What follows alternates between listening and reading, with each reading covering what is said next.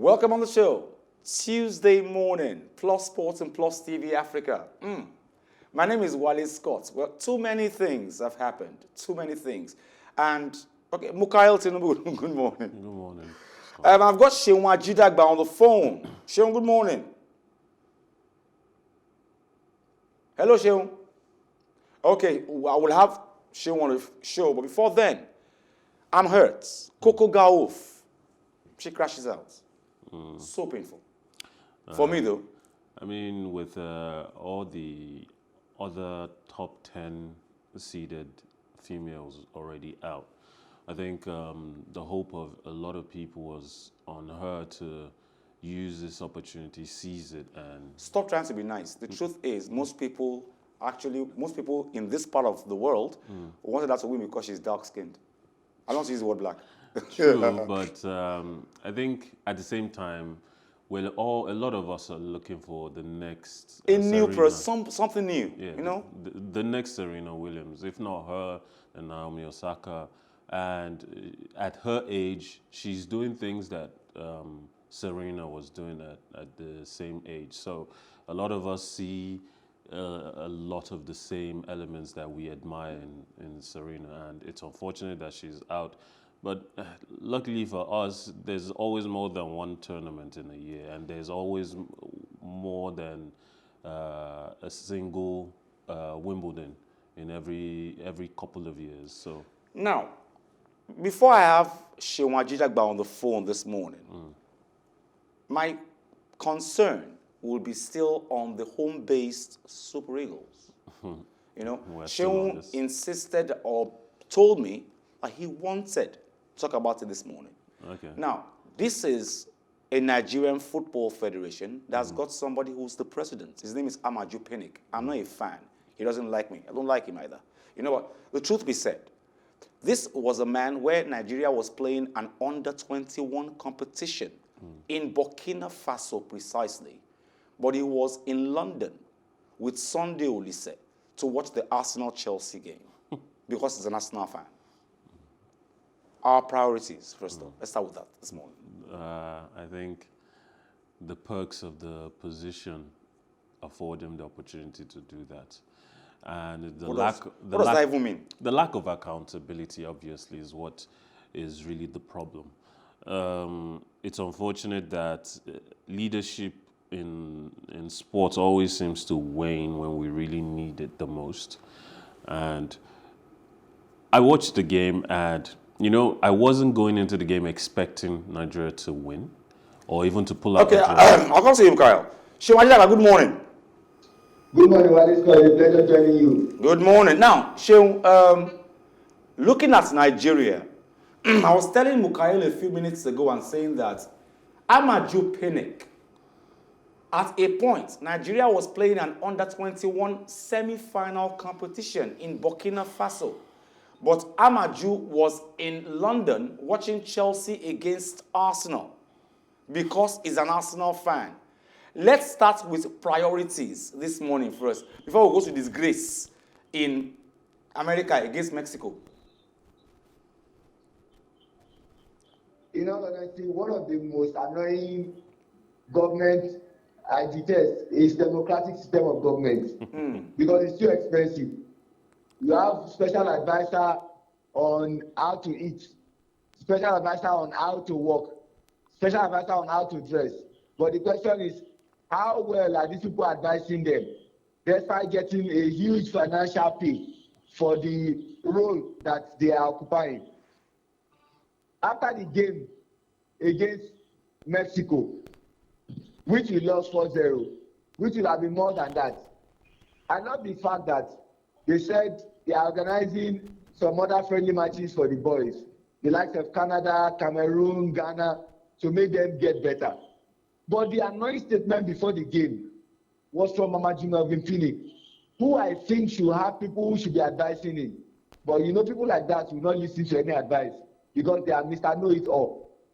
Now, how can you say you will not allow our league players to go to mushroom countries, all in the name of seeking for greener pastures? I am mentioning countries like Cyprus, Belarus, and the likes. Wale, I put it to you, what effort has Ajidagba made in making our league viable? Those leagues that is disrespecting, they pay their players. They don't owe them. They don't beat up referees. They don't beat up opposing teams. You don't do sentiment. They met out punishment when the need arises. For all the nonsense that happened between Plateau United and Enyimba, you saw the slap on the wrist, and they keep talking about suspended sentence. Instead of you to be humble enough to say that these guys are doing better than we are doing, you are busy disrespecting them to call them the mushroom league. Your own league, when was the last time we had a sponsor? Sunshine Stars are being owed. Heartland are owed. Abia Warriors are owed. Of the 20 clubs playing in the Nigerian Professional Football League, I can beat my chest to say that you cannot say 15 of them are not owing their players. And so if an opportunity beckons for a league player to go to Afghanistan, where they will pay him consistently, you say he should not go. Now, Seun, is not serious. Seun, let's slow down here. Mukhail, naturally, every football federation of a country will give you approval before you go to a club somewhere else. Amaju says he's not going to go approve anyone going to. He's calling other countries mushroom. And I'm looking at our Nigerian Football League and I'm wondering, what does that even mean? I want to put myself in this position, first of all. Why would I even care about his approval? Why would I care about the... No player can play in any club, in any league abroad without the federation's approval. And he says, I won't approve if I don't like... See, I don't care if you go to Uzbekistan, Kazakhstan, Afghanistan. They play, despite the fact that they play regularly there. Okay, so I'm not... They play regularly. Obviously, I don't know all the FIFA rules. Is this part... Is this Yes, a FIFA rule? Yes. Okay, well, then I guess that it beckons disbelief, because I have to wonder, is he just so arrogant that he thinks letting his fellow Nigerians Seun, and... Seun, Sir, Mukhail just asked me a question. He says, is Amaju Pinnick so arrogant? Should I answer him? of course, yes. He is very arrogant, I can assure you. Without a doubt. Extremely arrogant. In all honesty, Wale, there is something we call talking and do. You must walk the talk. True. I like the fact that you are saying they should not go to obscure leagues. They should go to leagues that are very prominent. The likes of the Belgian League, the Spanish La Liga, the Italian Serie A, the French Ligue 1, the Bundesliga, and the English Premier League by extension. The question is, what have you done in ensuring that they go to those places and they don't go to those obscure leagues? Because a league where they don't pay them, a league where they travel for several hours, a league where they beat up referees, you still want them to stay here. Are you not a wicked person? Look at those boys now. They travel to Mexico. They saw a same climb. They will come back to Nigeria. And when they are going for their away matches, they will stay inside the bus for 16 hours, for 17 hours. Ahmed Musa, is he not a player of the league? Is he not playing for Kano Pillars? Is he not a home-based player? Why didn't you allow him to join them? So these are some of the things that we are talking about. The honest truth is, you cannot hold these players for going to those obscure leagues, because what they are looking for is to put food on their table. You need to interface with some of these players and you will feel their pain, what they are going through. Atlant are owing their players for close to 8 months. The same thing with Sunshine Stars and all other clubs in the league. And you want them to still remain here. Wale is so disgraceful that even in the Libyan league, they pay them very well. And they are consistent in payment. Now, Seun, on the screen right now, we can see Gernot Rohr. Now, has the man been vindicated when he says, I cannot work with home-based players?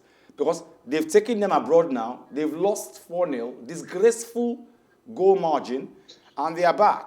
Has he been vindicated now? It's what Rohr says that he must be one of the most unserious person in the world. Because they say, Wale, if you don't buy ticket, you don't win lottery. True. Let me cite an instance for you. Wale Scott, is preparing for Plus Sport on PlusTvAfrica. Yes. You have done all the production. Then on the day of the show, Seun Ajidagba should come and present the show. Do I know what you have done? It was not part of their training. It was not part of the process.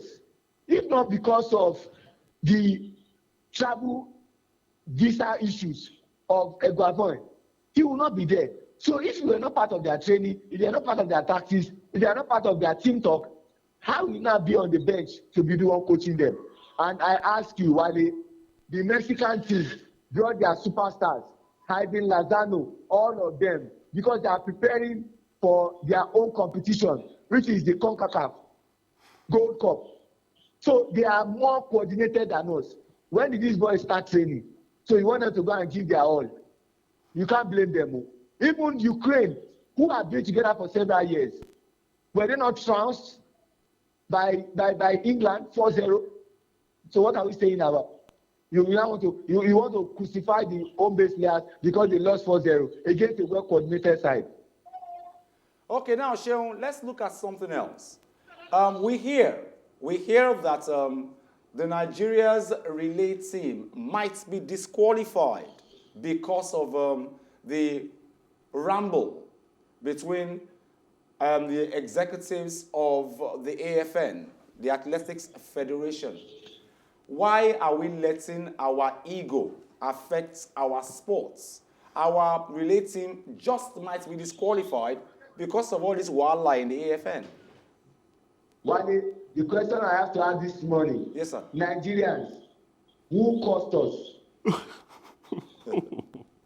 A team ran a time on June 24 of 3 minutes, 23 seconds, and 63 seconds to become part of the team that will take part at the Olympics in 4x400.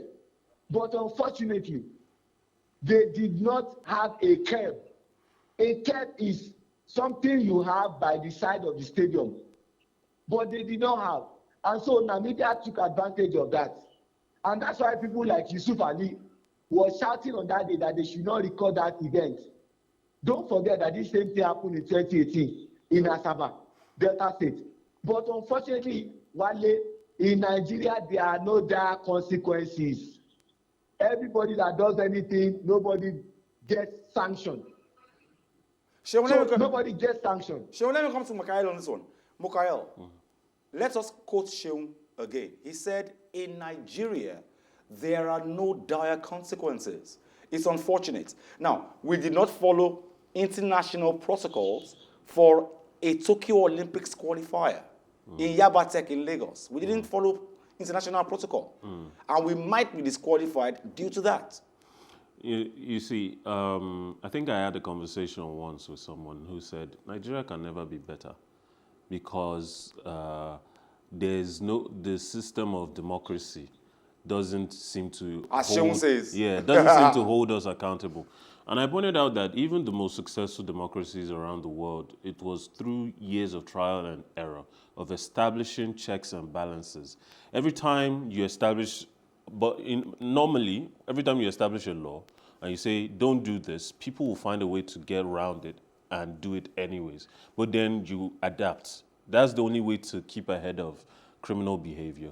The same thing is what's supposed to happen when you're talking about checks and balances. When consequences, like he said, do not exist for the actions or inactions of a lot of these people in positions of power that are supposed to help build institutions that are supposed to help us have pride in our nation. I mean, then in that case, really nothing can ever get better. Wow. Now, Brazil have reached the Copa America final after a first-half goal from Lucas Paqueta. His second in 2 games gave them a 1-0 win over Peru. Now, the host nation will play the winner of Tuesday's other semi-final between Argentina and Colombia in the title decider at the Maracanã Stadium on Saturday. Brazil have won the Copa America every time they hosted the tournament, and in the early part of Monday's match showed exactly why they are favorites to do so again.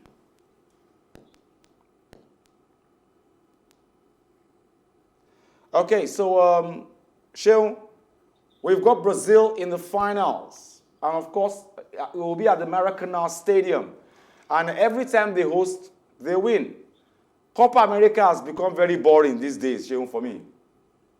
Definitely, after Chile won it twice, back to back. The 99th and the centenary edition. The last one was won by Brazil. Argentina are looking to win the Copa America with Lionel Messi. They seem to be a very good side, but the Brazilians have been doing what we call smash and grab. Don't forget that in their quarterfinal game, Jesus got a red card, and they were still able to manage to win by 1-0. Now they are in the final, and on the balance of how the Argentines have played, you want to suggest that they will beat the Colombians to book a final date with Brazil.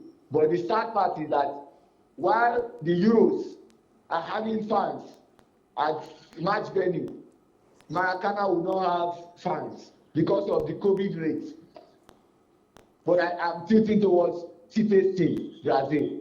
Mukhail, I come to you on this one. Roger Federer weathered the first set storm to become the oldest man in the Open era to reach the Wimbledon quarterfinal, the 7-5, 6-4, 6-2 win over Italian 23rd seed Lorenzo Songo on Monday. Meanwhile, Canada's Felix Auger-Aliassime earned the biggest win of his fledgling career as he knocked out 4th seed Alexander Zverev 6-4, 7-6, 6-3-6, 3-6, 6-4 to reach his first Grand Slam quarterfinals. In the women's draw, British teenager Emma Raducanu's fairy tale debut ended in distressing circumstances as she was forced to retire against Australian Ajia Tomljanovic in their 4th round clash. Now,